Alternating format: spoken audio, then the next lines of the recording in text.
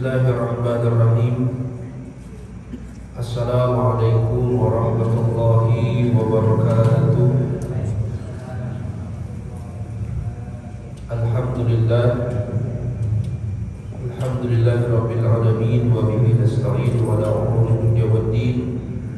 Wassalatu wassalamu ala asyrafil anbiya'i wal mursalin wa ala alihi wa ashabihi ajma'in wa ba'du. Hadratil muhtaramin ahibba'il kiram, seluruh jamaah masjid Al-Jihad yang alhamdulillah hadir pada kesempatan malam hari ini. Mudah-mudahan kita semua senantiasa dimuliakan oleh Allah Subhanahu wa taala. Alhamdulillah, puja dan puji syukur sama-sama kita hantarkan kepada Allah Subhanahu wa taala.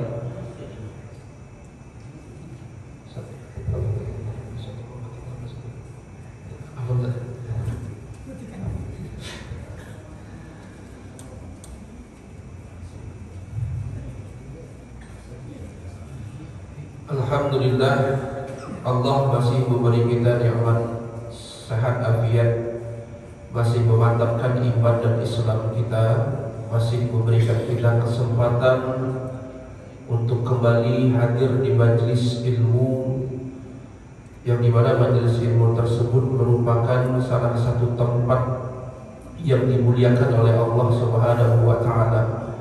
Bahkan kita mendapat lebih daripada satu kemuliaan. Pertama, majelis ilmu, yang kedua, majelis ilmu tersebut berada di masjid, yaitu merupakan rumah dari rumahnya Allah Subhanahu wa taala. Tidak lain tidak bukan kita niatkan apa yang kita dapat dari majelis ilmu tersebut untuk mengamalkan keilmuan Allah Subhanahu wa taala. Maka setiap rutinitas yang kita kerjakan dari ilmu yang kita dapat tidak lain tidak bukan balasannya adalah keberkahan dari Allah Subhanahu wa taala. Salawat beriring salam senantiasa terlimpah curahkan kepada Nabi kita Muhammad sallallahu alaihi wasallam, dengan lisan yang senantiasa basah bersalawat kepada Rasulullah sallallahu alaihi wasallam dengan lafaz Allahumma shalli ala sayyidina Muhammad wa ala ali sayyidina Muhammad. Mudah-mudahan dengan kita berselawat kepada Rasulullah sallallahu alaihi wasallam, setidaknya di sepanjang usia kita sebelum Allah panggil kita, kita niatkan, kita minta sama Allah setidaknya walaupun sekali kita bertemu daripada Rasulullah sallallahu alaihi wasallam, baik itu di mimpi ataupun dalam keadaan yang utuh. Kalau dalam keadaan yang utuh, itu maqamnya maqam para ulama. Setidaknya kita daripada dalam mimpi sajalah, mudah-mudahan kita dapat berkah dari selawat yang kita baca kepada Rasulullah sallallahu alaihi wasallam. Alhamdulillah, kita kembali masuk kepada pembahasan masih seputar tentang puasa.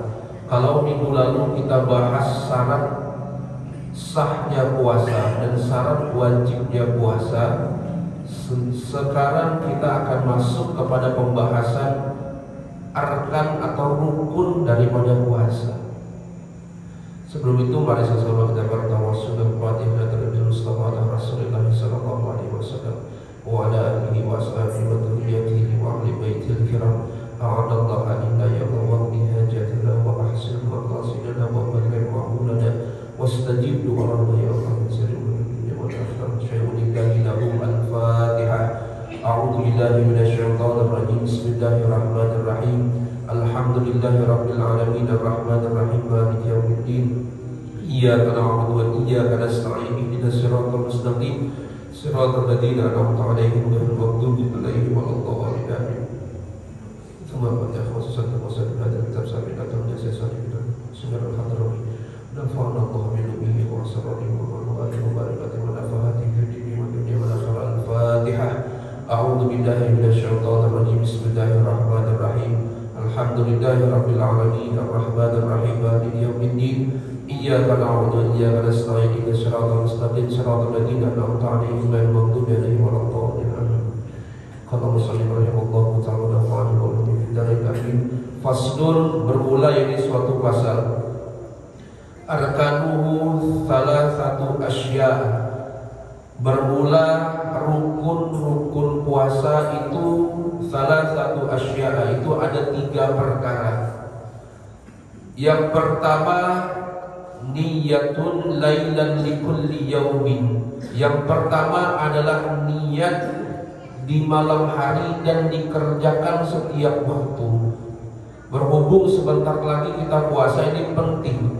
Di mazhab Syafi'i, imam kita Syafi'i, tidak ada ikhtilaf ulama di dalam mazhab Imam Syafi'i, baik Imam Ramli ataupun Imam Nawawi ataupun imam lain daripada ulama mazhab Syafi'iyah, tidak ada ikhtilaf sedikit pun masalah niat.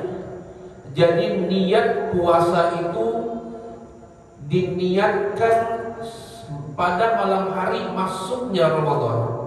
Misalkan kita tunggu sidang isbat daripada ulama-ulama kita.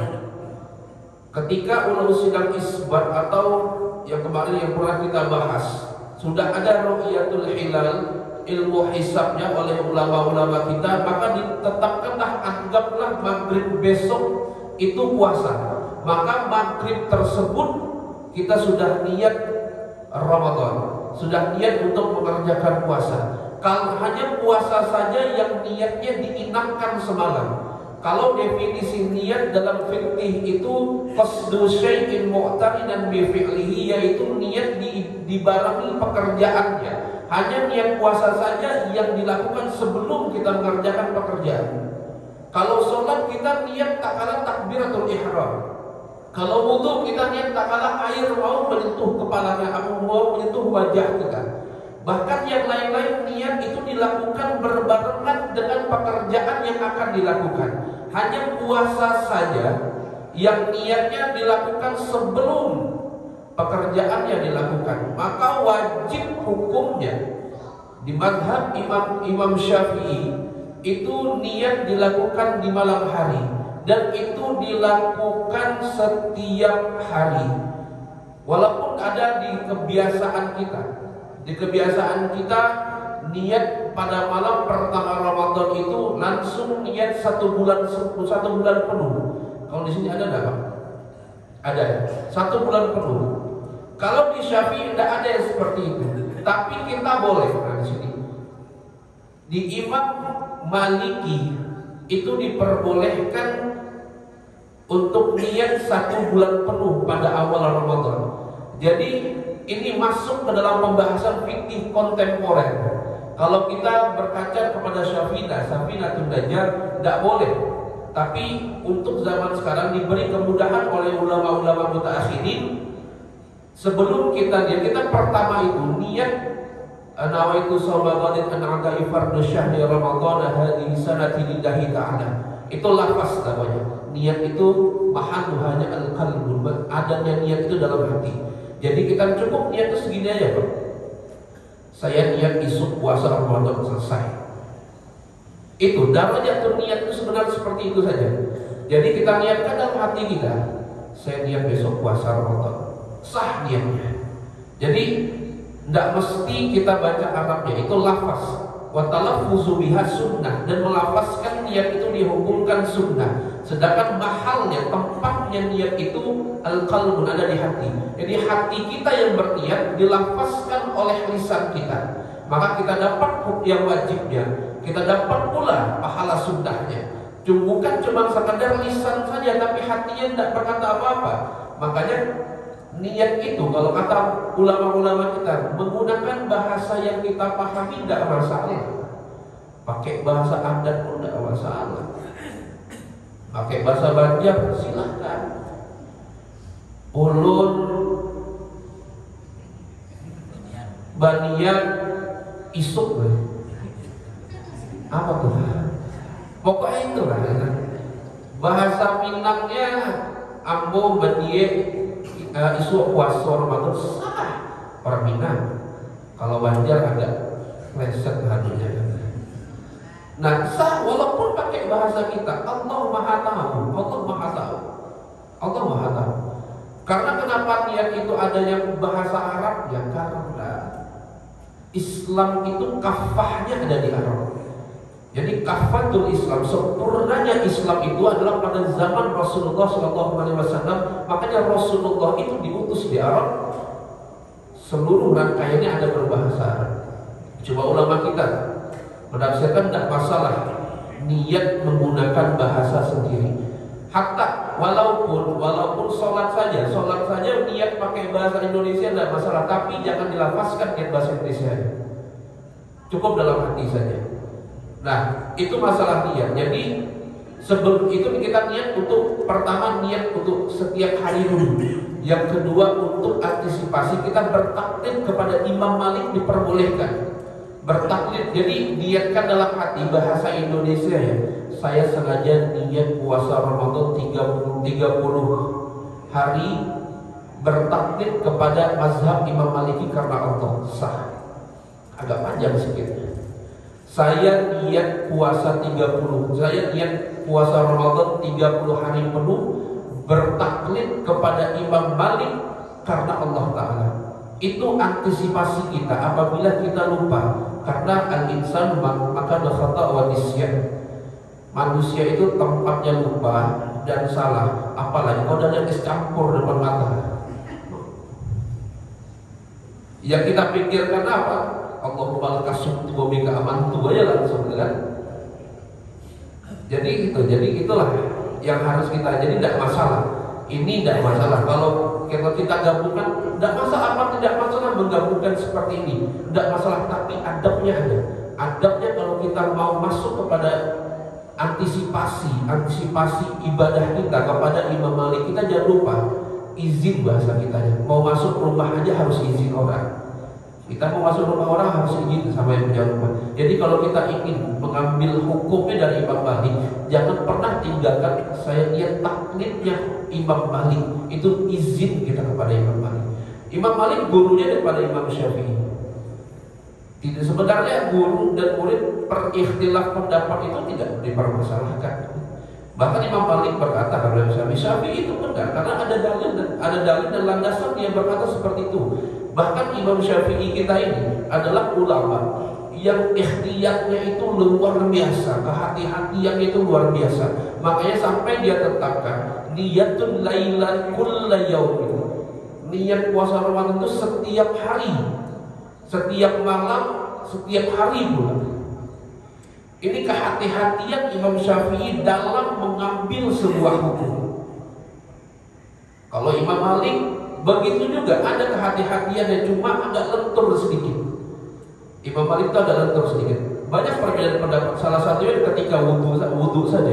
Kita batal wudhu apabila bersentuhan antara mahram, antara muhrim, sesama istri kita aja batal. Bersentuhan kulit lawan jenis batal di Imam Syafi'i. Tapi di Imam Malik tidak. Selama tidak dilandasi dengan syahwat, tidak batal. Repot juga kalau misalkan tawaf tersentuh batal wudhu lagi gitu. Nah itu kelenturan yang perbedaan pendapat ini kata Rasulullah, al-ikhtilafu fil ummati rahmatun. Inilah yang namanya perbedaan pendapat rahmat yang ada pada kita zaman sekarang, sesuai dari kata Rasulullah SAW. Beda halnya kalau kita niat puasa sunnah. Kalau puasa Ramadan wajib pada malam harinya. Kalau puasa sunnah mau habis subuh pun tidak masalah. Misalkan kita mau puasa Senin Kamis tahu-tahu malam kita lupa untuk puasa, habis jamaah subuh kita baru ingat, niatkan puasa di situ.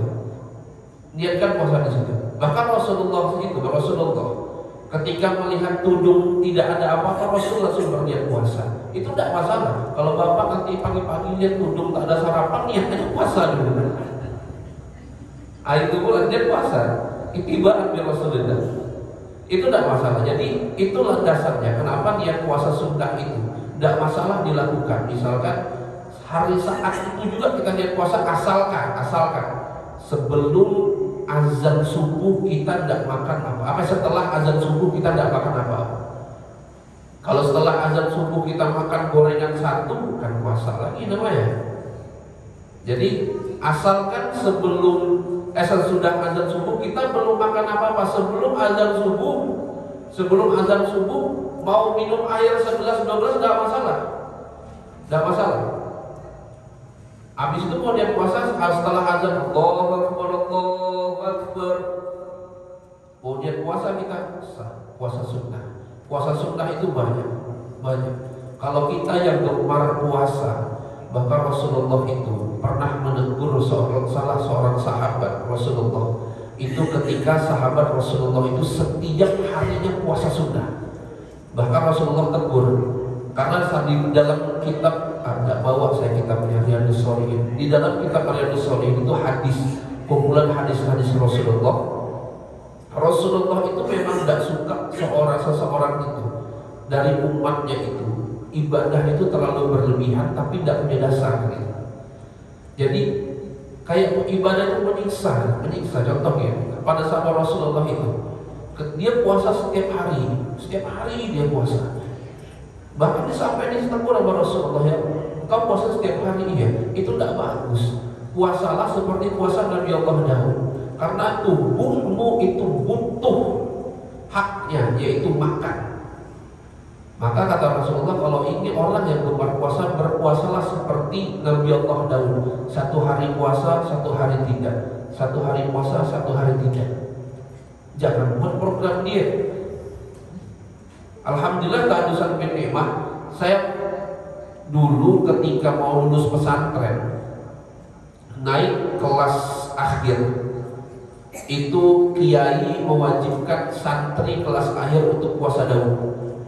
Alhamdulillah tahadusan bin nikmah kita dapat 2,5 tahun puasa Daud. Karena enak, kalau udah puasa itu enak, puasa Daud itu enak. Tapi tetap ketika hari diharamkannya puasa Daud tidak boleh. Ada pula yang mengatakan bagaimana kalau jatuhnya pada hari Jumat? Kan satu hari puasa, satu hari tidak, satu hari puasa, satu hari tidak. Tidak masalah. Yang tidak diperbolehkan puasa di hari Jumat itu tidak ada yang tidak diperbolehkan, dimakruhkan saja. Apabila dia tiba-tiba puasa aja di hari Jumat tidak ada apa-apa, tidak qadha, tidak ada niat puasa Daud. Kalau puasa Daud kan udah pasti jatuh harinya.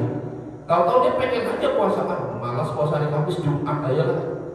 Maka itu hukumnya makruh, tidak sampai derajat haram. Makruh. Kehilang makruhnya apabila dia puasa satu hari sebelum hari Jumat atau satu hari setelah hari Jumat, maka hilang makruhnya. Jadi itu kalau puasa sunnah boleh niatnya begitu tak ingat boleh niat, asalkan sebelumnya itu belum masuk apa-apa.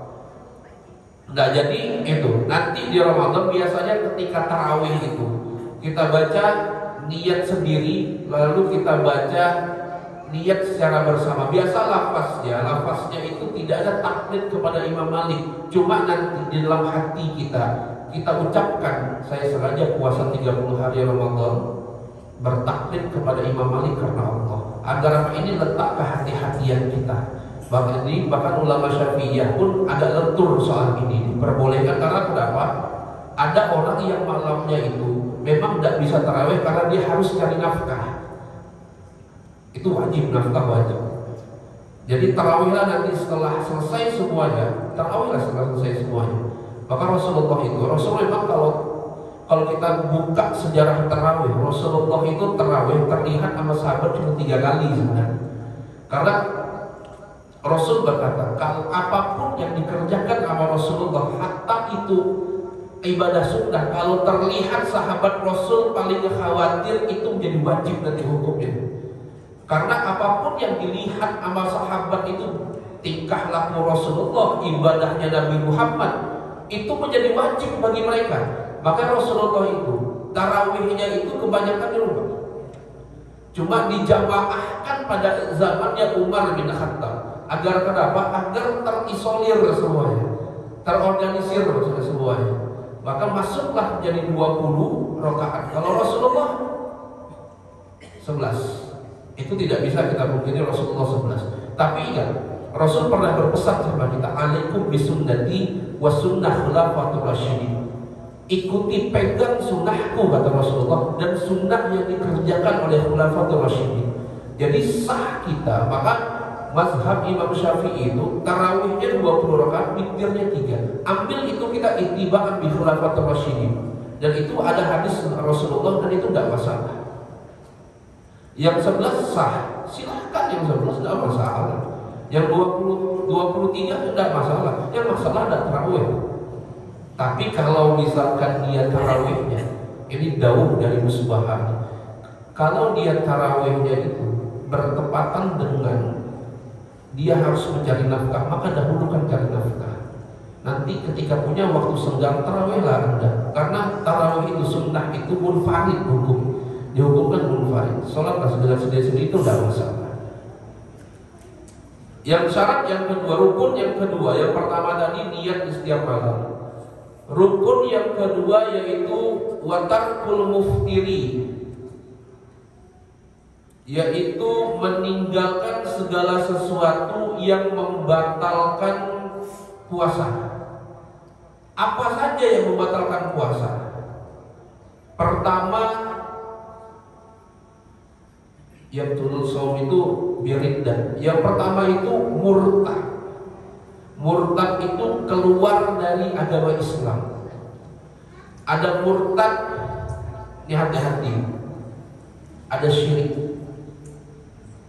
Syirik ini bagian daripada murtad. Syirik menyekutukan Allah, menganggap ada Tuhan selain Allah. Cuma syirik ini ada cabangnya lagi. Syirik secara umumnya adalah menduakan Tuhan. Kita beranggapan bahwa ada Tuhan selain Allah. Coba hati-hati kata ulama kita. Ada perilaku syirik yang tanpa kita sadari. Contoh, kita percaya kepada pohon keramat. Salah satunya itu dikatakan syirik dengan kita meyakini itu pohon keramat. Yang kedua, percaya dengan jimat. Biasanya anak kecil dipakaikan apa tuh? Kalung, tali, gelang. Kenapa saya tahu? Dulu kayak pernah pakai saya. Dulu zaman nggak tahu. Jadi percaya bahwa kalung yang ini ikatan di perut dan ikatan gelang itu yang melindungi kita dari bangsa jin. Kita percaya itu yang melindungi daripada bangsa jin. Padahal Allah sudah siapkan Al-Quran. Allah siapkan Al-Quran. Bacakan aja Al-Quran itu dekat anak. Tidak akan mau jin dekat sama anak kita. Bahkan dikatakan ini, disampaikan oleh ulama-ulama kita, daripada kita kayak gitu, lebih baik setiap malamnya kita lazimkan kepada anak kita yang bayi itu, kita bacakan pertama surah Al-Ikhlas, Al-Falaq, An-Nas, tiupkan ke ubun-ubunnya. Yang selanjutnya bacakan lagi Al-Qadar, inna anzalnahu fi lailatul qadar. Yang selanjutnya Al-Insyirah, alam nasyrah laka sadrak. Al-Ikhlas, agar dia itu tetap keyakinannya kepada Allah lah Tuhannya. Tidak ada yang dia sembah kecuali Allah nanti besarnya. Makanya yang ditanamkan kepada anak kita, ma ta'buduna min ba'di, apa yang kau sembah setelah nanti ayah ibumu tiada. Bukan ma ta'kuluna min ba'di, apa yang kau makan setelah ayah dan ibumu tiada. Maka caranya kata ulama kita, anak tidur, bacakan surah Al-Ikhlas, tiupkan ke ubun-ubunnya. Insya Allah dijaga ya. Al-Ikhlas, Al-Falaq, An-Nas. Tiupkan lagi agar terhindar dari segala macam gangguan-gangguan yang memang kita percayai itu bisa mengganggu anak kita. Tiupkan saja. Itu tidak masalah. Al-Qadar, inna anzalnahu fi lailatul qadar. Apa fadilahnya kata ulama kita apabila kita melazimkan ini? Pertama, akan terhindarnya anak kita dari zina, fitnah. Bacakan itu tiap malam. Dan yang terakhir itu al-insyirah, alam nasyrah laka sadrak, agar anak tersebut tidak pernah akan mendurhakai pertama Allah, tidak akan pernah mendurhakai Rasulullah, dan tidak akan pernah mendurhakai orang tuanya. Inilah ajaran salafun saleh yang dititipkan kepada kita semua, kepada ulama-ulama kita yang sampai kepada kami, yang mungkin akan kami sampaikan pula kepada antum-antum sekalian, karena inilah namanya sanad keilmuan. Daripada kita harus pakaikan kalung, gelang dan lain-lain, bukan kalau orang dulu oke lah. Tapi setelah kita tahu semua hukumnya, lakukan aja semua secara syariat. Ustaz, apakah ada jimat pada zaman Rasulullah? Ada. Abdullah bin Umar itu memang pernah membuat jimat untuk anaknya. Tapi dari kalimat ayat bin ayat Al-Quran dikalungkan sama Abdullah bin Umar kepada anaknya. Cuma yang ditekankan oleh Abdullah bin Umar, sahabat Rasulullah, itu adalah ini hanya wasilah. Hanya wasilah. Segala sesuatu punya Allah, yang melindungi pun Allah. Jadi tingkatan keimanan sahabat itu beda dengan kita. Kadang-kadang kita nih, karena anakku pakai ini nih, kan kita biasa kayak gitu. Hati-hati dengan kalam kita. Kadang kalam ini ada kalau di syirik itu syirik akwal, namanya itu syirik qaul, syirik dalam keadaan perkataan. Yang kadang-kadang kita ini tidak sengaja mengucapkan. Contoh, kalau bukan karena saya itu orang tak berhasil. Dia lupa sama Allah, yang berhasilkan itu Allah. Karena tidak ada satu langkah kaki pun di dunia ini kecuali atas izin Allah Subhanahu wa Ta'ala. Kalau bukan karena saya, dia itu tak kayak gitu. Kalau bukan karena dokter saya mati hari ini, seolah-olah dia tidak percaya bahwa mati itu hak prerogatif Tuhan. Kapan Allah ingin mengambil kita, itu Allah yang rahasianya. Karena ada 3 rahasia, 3 ranah yang tidak bisa dimasuki oleh manusia. Pertama, masalah jodoh. Yang kedua, rizki. Yang ketiga, mau. Itu ranah Allah. Kita tidak usah pikirkan yang ke situ. Maka itu disinilah hati-hati dengan perkataan ini. Orang yang keluar dari agama Islam, orang-orang syirik yang seperti itu, maka kalau pernah kita mengucapkan itu, setidaknya kita secepat-cepat beristighfar kepada Allah, dan lazimkanlah lisan kita untuk bersyahadat lagi dan berjanji untuk tidak seperti itu lagi.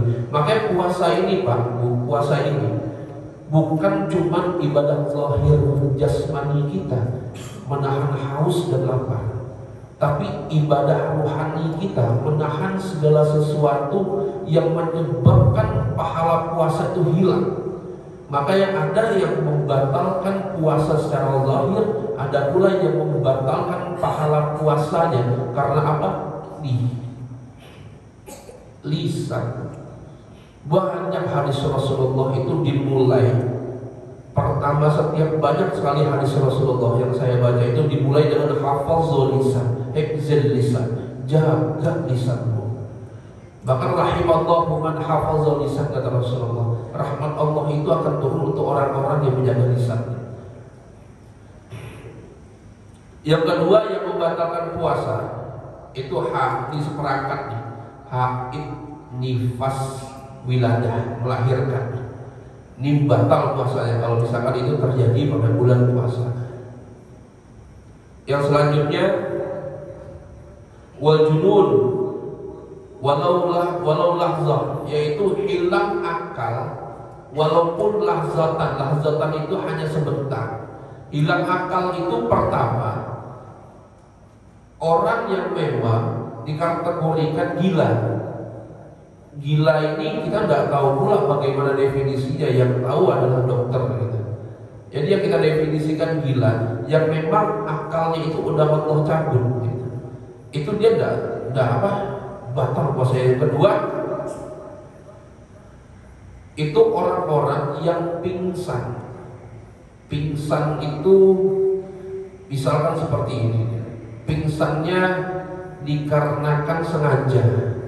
Bisa pula pingsan sengaja ya. Bisa, apa namanya, bius. bius itu kan buat pingsan, itu batal puasanya. Yang selanjutnya ada penyakit apa namanya ya di sininya, epilepsi, ayat itu batal puasa. Karena kenapa? Saat dia ayat itu dia hilang akalnya, walaupun sebentar Pak. Ayat itu sebentar. Karena kami punya teman di pesantren itu, Ustadz juga, dia punya penyakit itu dari kecil, maka ada beberapa kali bahkan saya lihat Allahu Akbar, penyakit itu luar biasa gitu. Dia waktu Ramadan pernah dia epilepsi, ayam di tengah hari itu maka batalkan puasa nanti kodok setelah Ramadan berakhir, tapi ini tidak dibebankan dosa kepada dia karena penyakit ayam ini dia pun tidak mau gitu. Emang ada saraf yang terganggu gitu. Jadi junun ini hilang akal di sini. Memang ada sebab-sebab yang memang batal puasanya, yang tadi seperti tadi ayat itu mungkin penyakit, makanya sekarang itu dia sudah bisa mengendalikan ayatnya itu. Jadi kalau ayat itu kata dia ada ciri-cirinya. Kalau dia mau kambuh itu dia bisa rasakan, maka cepat-cepat tidur gitu. Kalau udah ayat itu dia pasti telan tuh. Dia punya CTM kalau tidak salah. Dia telan CTM itu CTM itu 2, dia tidur, habis itu dia tidak ayat lagi. Makanya sebelum itu dia mensiasati untuk seperti itu. Karena kenapa? Pertama ayat itu dia udah tingkatnya agak parah tingkatannya. Maka diterapi alhamdulillah udah mengurang sekarang, sampai dia tahu kalau dia mau kambuh dia langsung cari tempat, dia langsung minum obat itu, tidur dia alhamdulillah tidak kambuh ayamnya. Cuma untuk orang-orang seperti itu pula yang tahu bagaimana kan. Kalau kita ya Allah jauh-jauhkan lah, mudah-mudahan dari keturunan kita tidak ada penyakit seperti itu. Lanjut, yaitu wa igma'in itu pingsan dan wa syukrin dan mabuk di waktu yang terjadi pada siang hari. Pingsan terjadi pada siang hari yang disebabkan karena mabuk siang hari, jangan kan yang selanjutnya memasukkan sesuatu ke lubang yang 5. Lubang yang 5 itu pertama mulut, hidung, telinga, bemper depan, bemper belakang. Nah, pakai bahasa agak halusan tadi. Yang maksudnya memasukkan sesuatu dari lubang yang 5, pertama kita bahas dulu, yaitu kalau yang dikatakan batal memasukkan sesuatu ke dalam mulut kita, itu sifatnya kalau menelan. Kalau tertelan menelan segala sesuatu. Contoh kita kubur itu sunnah wudhu, dan dia tidak berubah jadi makruh walaupun kita dalam keadaan sedang berpuasa. Kubur, dan kita harus yakini tak kala kita keluarkan air kubur itu 100% air yang kita masukkan tadi sudah keluar, pun nanti ada bekas dinginnya itu tidak masalah. Itu tidak masalah, itu bekas dinginnya itu tidak masalah, itu dimaafkan. Tapi jangan kubur setengah ditelan, setengah buang. Nah, jangan mulai kayak itu. Jadi masuk segala sesuatu itu ke dalam sifatnya itu adalah menelan, maka batal puasanya. Contohnya seperti ini, bismillahirrahmanirrahim. Setengah itu kita kubur, setengah itu telan, batal. Emang pengen anu aja umurnya pas gitu. Ini yang harus kita hindari. Sifatnya menelan. Kalau misalkan ada sesuatu, makanya ada seseorang ustazah itu sering mencicipi masakan. Cuma ini tidak untuk dipraktekkan kalau kita nggak tahu ilmunya. Cicipinya masakan. Habis itu dia kubur dibuang sama dia. Karena lidahnya kan indera perasa. Kalau selama itu tidak terlalu, kalau dicicipi sesendok, yang mana beda ceritanya. Tapi kalau cuma sekedar merasa, maka setelah masuk bunyai saya itu.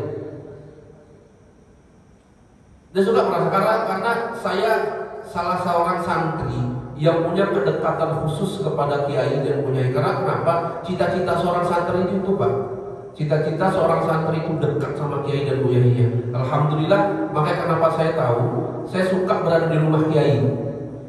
Entah nyapu, entah ngepel, dan suruh apa sama kiai, alhamdulillah itu. Tahadusan bin nikmah. Hatta ATM kiai saya 5 saya yang pegang. Alhamdulillah. Makanya dulu Pak, saya tidak bisa ya ceramah-ceramah kayak gini. Satu momen, saya ini supir Kiai Haji Subradi MSI nama beliau. Saya supir beliau 2014, 2015, 2016 saya nyupirin beliau kemana-mana ceramah. Pernah satu ketika area Bekasi itu tengah malam, jam 11 malam baru beliau naik panggung, habis ceramah di 3 tempat. Kita ini supir lelah, Tangerang, Depok langsung ke Bekasi. Wah lumayan juga tuh. Si mutar dari pagi atau sampai jam 11 malam, kita ada lelah. Di pinggir di belakang panggung, akhirnya kita tidur ya. Kiai ngomong, Assalamualaikum warahmatullahi wabarakatuh. Alhamdulillah saya sudah hadir pada pengajian malam hari ini. Cuma saya udah 3 tempat, suara saya udah serak. Saya bawa ban serep. Saya tidur nih ban serep. Mudah-mudahan. Yang penting saya udah memenuhi undangan. Sisanya ban serep saya ya, karena ban utama udah kempes. Ustaz Fernanda, silahkan maju. Saya tidur dibangun kan orang. Tak suruh maju. Ngapain? Bingung saya, ngapain? Lagi tidur merah mata lu, saking ngantuk ya saya. Panggil tangan. Ini ceramah. Saya kaget, saya tidak bisa ceramah awal. Jujur saya tidak bisa. Namanya disuruh kiai itu, tidak ada kata tidak. Ada apalagi murabbi. Ceramah. Segini kan begitu. Ceramah kiai. Iya ceramah. Bisa, coba dulu. Assalamualaikum udah kayak gini. Pertama kali tampil, Assalamualaikum warahmatullahi wabarakatuh. Tapi dalam hati saya, ya Allah, saya bertawasul kepada Allah, ya, bertawasul kepada Rasulullah, kepada Kiai, mudah-mudahan berkah ilmunya ada pada malam hari. Tak langsung. Makanya kalau lihat gaya saya ini persis gaya beliau, dari intonasi semuanya. Bahkan ya Allah, Allahu Akbar ini kuasa Allah itu yang sampai saat ini saya rasakan gitu. Tahu-tahu saya mendadak hafal seluruh ayat-ayat yang seluruh materi-materi 3 tahun saya menemani beliau ceramah. Saya tersimpan di memori saya. Maka saya sampaikan. Bahkan salah seorang jamaah berkata waktu kita udah turun, antum 11 sama 11,5 sama beliau. Tipis bedanya.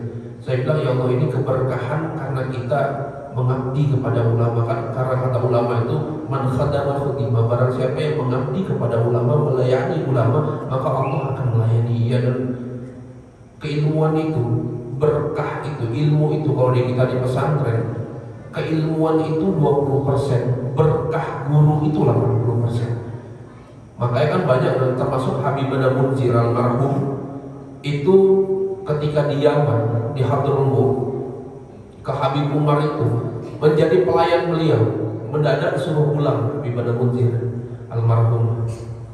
Tahu sampai alhamdulillah lihat berkahnya melayani ulama, berdiri majelis Rasulullah yang luar biasa, majelis nomor 1 terbesar di Jawa. Ini yang saya dapatkan, makanya alhamdulillah tahadusan bin nikmah. Sampai mana tadi? Mau masukkan itu sifatnya menelan. Mujahid saya itu suka. Dia ambil,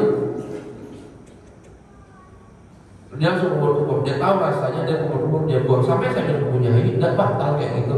Tidak batal. Kebetulan beliau muridnya Kiai Nur Iskandar SI, lulusan Pondok Solil Lirboyo. Jadi itu ya. Kalau cuma ada di area mulut kita belum tertelan sama kita, itu tidak batal, tapi makruh hukumnya. Cuma kalau kumur-kumur dalam wudu, sunnahnya tidak bisa menjadi makruh, tetap hukumnya sunnah. Mau ada es krim kah di sini kita? Es krim yang hilang, tetelan sedikit pun batal kalau puasa. Tapi tidak mungkin pula ya orang puasa masuk aneh pula dia masuk es krim untuk mulut dia. Nah, itu jadi sifatnya yang membatalkan memasukkan segala sesuatu dari lubang yang 5 mulut itu. Kalau sifatnya itu menelan, batal puasa. hidung, istishaq kalau puasa.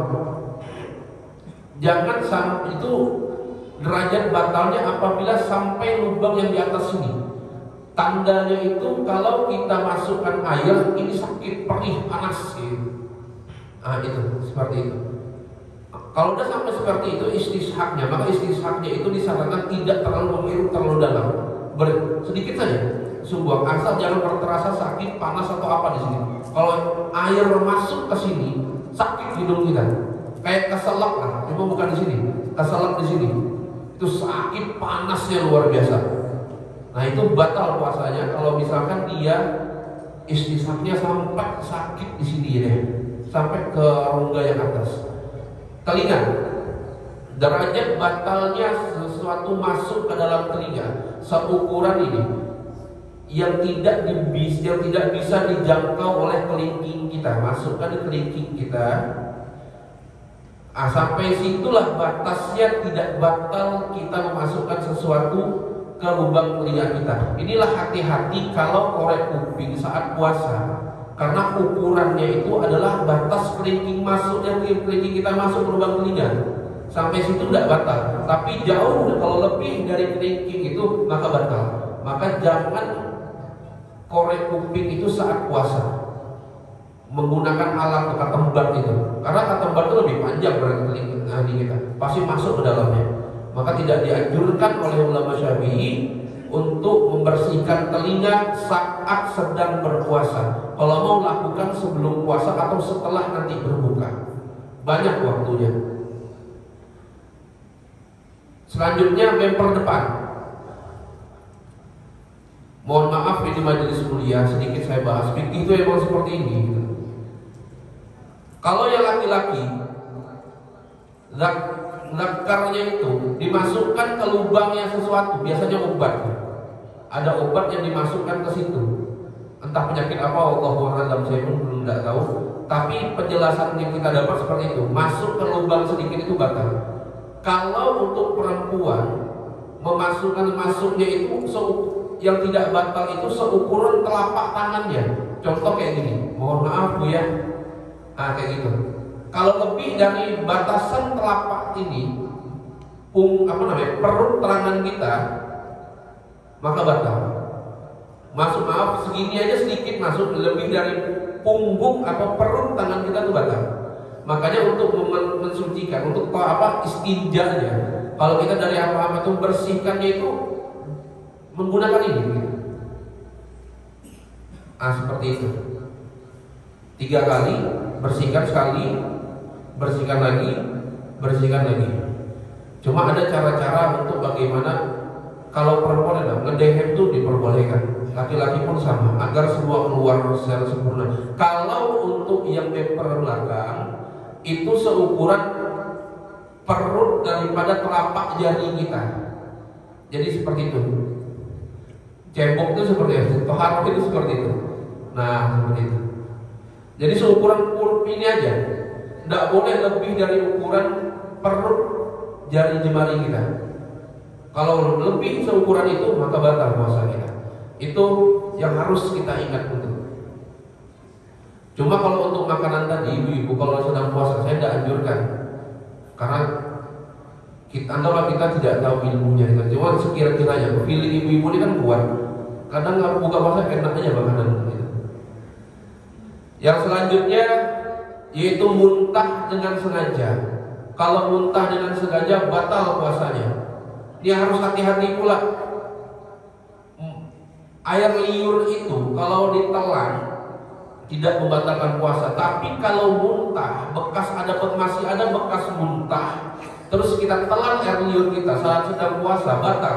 Muntah secara sengaja itu membatalkan puasa. Tapi muntah secara tidak sengaja itu tidak batal puasanya. Contoh kalau kita sedang dalam perjalanan, kita masih saum, tahu-tahu kita muntah karena mabuk perjalanan, itu mau kita teruskan puasanya tidak masalah. Tapi ingat, sucikan dulu karena muntah itu najis.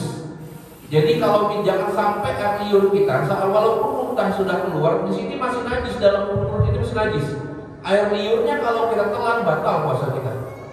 Karena air liur yang tidak membatalkan puasa itu adalah air liur yang tidak keluar dari dalam mulut kita. Kalau udah keluar dari dalam mulut kita, misalkan kita tampung satu gelas air liur kita minum, batal puasanya. Tapi kalau misalkan masih ada di dalam mulut kita itu tidak masalah. Tapi dalam catatan air liur sendiri, jangan air liur orang. Nah ini tidak batal puasanya. Kalau itu, tapi kalau muntah secara tidak sengaja, ambil air kumur-kumur dulu. Kalau kumur-kumur sekali, 3 kali lah. Kita yakini mulut kita udah bersih, buang airnya. Kita yakini air kumur-kumur kita 100% sudah terbuang. Mau kita telan sah-sah saja. Yang terakhir, udah apa ya? Wallahu a'lam bishawab. Nah itu nanti kita bahas untuk pertemuan selanjutnya, apa-apa saja yang membatalkan dan amalan-amalan apa yang bagus kita kerjakan puasa. Berhubung waktu sudah habis, sebelum kita tutup, mari sama-sama kita berdoa. Kita Al-Fatihah, bertawassul menggunakan surah Al-Fatihah. Mudah-mudahan Ramadan yang sebentar lagi datang kita sampai untuk menjemputnya, karena ada hadis yang menjadikan barang siapa yang bahagia dengan kedatangan Ramadan, maka Allah haramkan jasad untuk disentuh api neraka. Man fariha bi dukhuli Ramadan haram Allah jasaduhu 'ala nar. Mudah-mudahan kita semakin kuat iman Islam kita, semakin disehatkan badan kita, semakin, dan anak-anak kita yang sedang sakit senantiasa disehatkan oleh Allah, begitu juga seluruh keluarga kita. Dan tidaklah nanti walaupun Allah akan panggil kita dalam keadaan kita bertemu dengan Allah dalam keadaan husnul khatimah. Al-Fatihah ila hadratil Mustafa Rasulullah sallallahu alaihi wasallam bi niyatil madhkur wal mawsul wa ila hadratir Rasul Muhammad sallallahu alaihi wasallam. Al-Fatihah. A'udzu billahi minasyaitonir rajim. Bismillahirrahmanirrahim. Alhamdulillahirabbil alamin arrahmanir rahim maliki yaumiddin. Iyyaka na'budu wa iyyaka nasta'in ihdinas siratal mustaqim siratal ladzina an'amta 'alaihim ghairil maghdubi 'alaihim waladdallin. Astagfirullahaladzim. Bismillahirrahmanirrahim. Ya Rabbana lakal hamdu kama yanbaghi li jalali wajhikal karim ya azim sultanik. Allahumma shalli ala sayyidina Muhammad sallallahu tanfa'una biha batuna wa ta'un ya man amaru idza arada syai'an yakuna lahu kun fayakun. Allahumma ja'alna wa'adana min ahli ilmi wal khair, min ahli ilmi wal istiqamah, min ahli Qur'an wal ibadah, min ahli akhlaqul karimah ya Allahul rahimin. Warzuqna wa iyyahum fahman nabiyyin wa hifzal mursalin wa ilhaman malaikatil muqarrabin fi afiyati ya arhamar rahimin. Wa sallallahu ala sayyidina Muhammad nabiyyi wa ala alihi wa sallam. Subhana rabbika rabbil izzati amma yasifun wa salamun ala mursalin walhamdulillahi rabbil alamin. Sama-sama kita baca doa kafaratul majlis. Subhanaka Allahumma bihamdika asyhadu an la ilaha